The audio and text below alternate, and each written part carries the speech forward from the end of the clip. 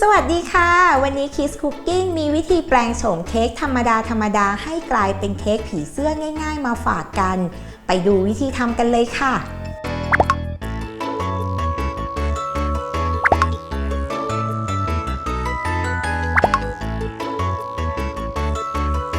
วิธีทำเริ่มด้วยการตัดบัตเตอร์เค้กของเรานะคะให้เป็นรูปคล้ายๆกับโบแบบนี้จากนั้นก็บีบบัตเตอร์ครีมลงไปบนบัตเตอร์เค้กที่เตรียมไว้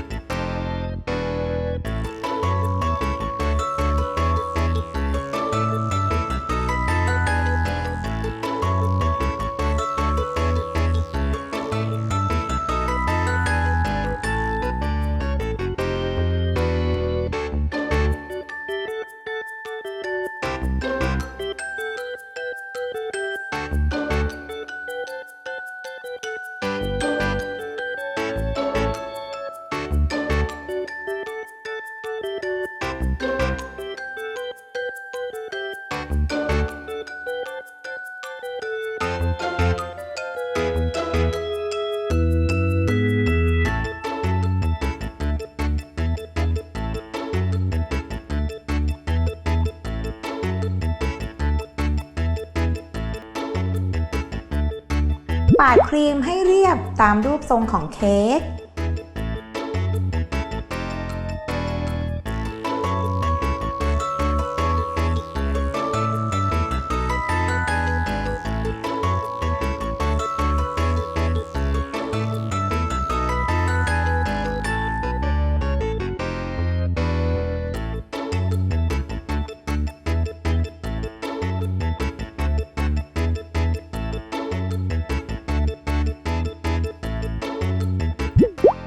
ทีนี้ก็ตกแต่งให้กลายเป็นผีเสื้อได้เลย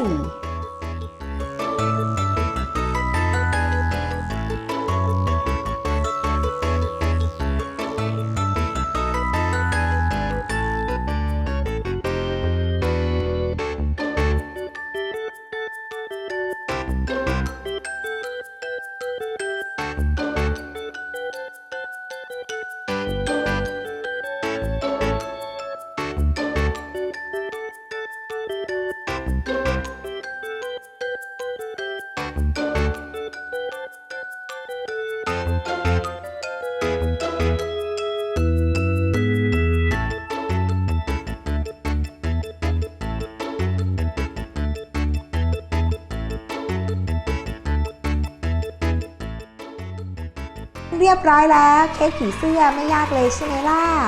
คลิปหน้า Kiss Cooking จะมีอะไรมาฝากกด Subscribe Kiss Kitchen เอาไว้แล้วก็กดกระดิ่งอัปเดตคลิปได้ทุกวันนะคะ